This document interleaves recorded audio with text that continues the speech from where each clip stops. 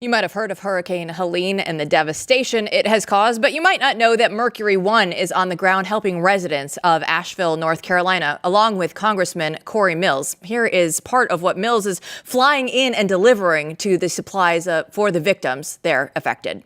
Quick update. We've heard the CASA. We've got more supplies that's coming inbound. We're going to be delivering in Western North Carolina for day 3. This will be about 5 tons of supplies total. Everything from water to diapers to food to non-perishables. We're also bringing in 2 very qualified combat medics on combat PJs who will help with bringing in any of the medical supplies necessary, like we did yesterday with insulin, but also help with medevac and hoist operations. So again, trying to get and fill the gap the federal government's going to continue to fall short. As soon as we get on the ground, it's got a heavy fog right now, so it's trying to delay any type of kilo operation. But we'll keep you updated as we get in there. He said 5 tons of supplies. That's just today, right? They've been out there doing this all week. Cory Mills alongside Mercury 1, helping them out and delivering the food, the supplies, because as Cory said, the government isn't there, Matthew.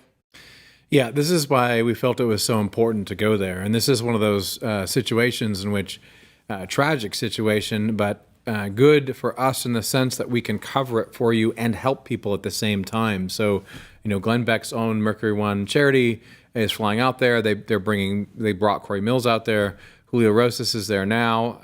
He's out there shooting this stuff and also writing stories for us.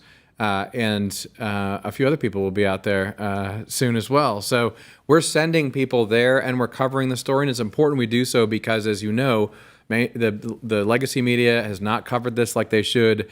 And I'm hearing today Steve Baker is probably going to be there next week. He's from North Carolina. He's helping with a staging area. People like that are telling me that FEMA still is not there. Like these people very much need help.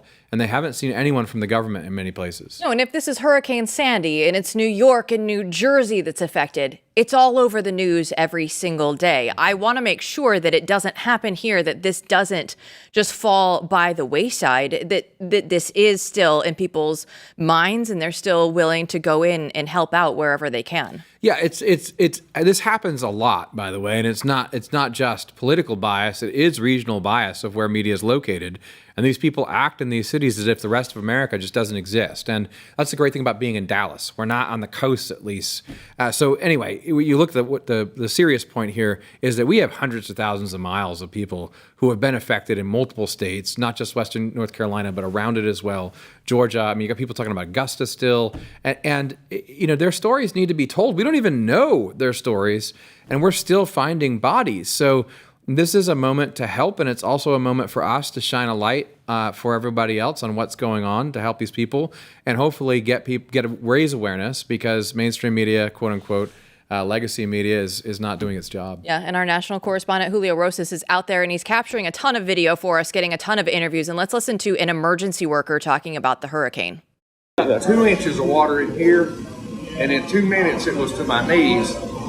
And I looked outside and it was chest deep, and then I went upstairs, and in a minute the doors buckled and the water came through. This pickup was sitting right there near the tables, and it pushed it all the way halfway down the building.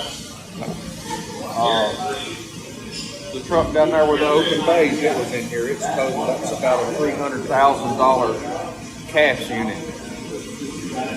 It was unbelievable. I've lived here my whole life. I've never seen anything like it. My grandmother talked about the 1916 flood, and from what she told me, this is on the order of that. Yeah, I listened to that and I hear him say, okay, there's 2 inches of rain. And then I go back and it was up to my waist, right? This came on so quickly.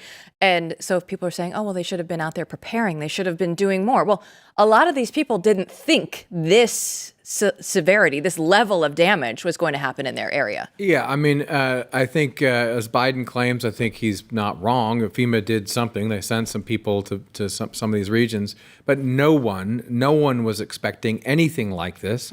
The fact that they had so much rain beforehand and then all of a sudden this dumped on them, I mean, this was unexpected. And this is more than a 100-year event, right? 1916 flood maybe was as bad, and that was over 100 years ago. So This is one of those things that just comes out of nowhere and happens.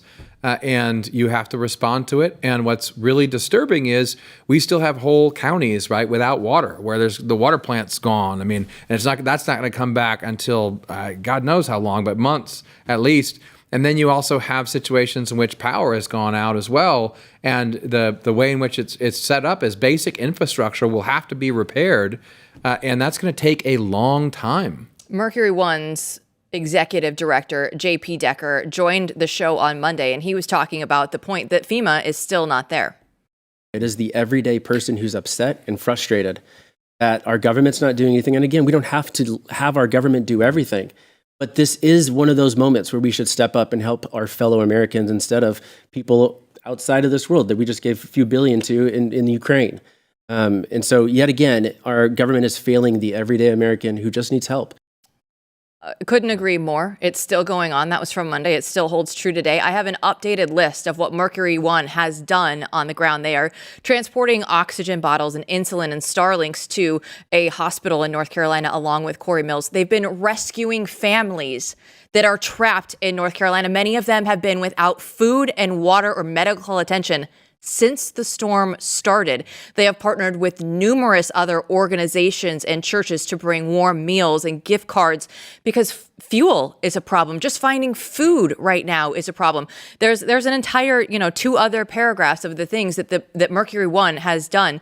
But you see the money that has been raised is already in action in North Carolina right now. Oh, yeah. As JP Decker said, they're turning around. They're getting out there. What people need to realize right now, and this is hard to believe, but you need to realize that if you're sitting comfortably at home, is what JP Decker said and Al Robertson said, right? He told us the other day. I mean, it had been 2.5 days at that point, and he hadn't seen anyone from the federal government. You have people today who are cut off by roads still. Helicopters were the only way to get in and out. I just heard from Steve Baker this morning. One of the people who lives in the route, she counted over 70 helicopter trips going back and forth the last few days, every day, over her house.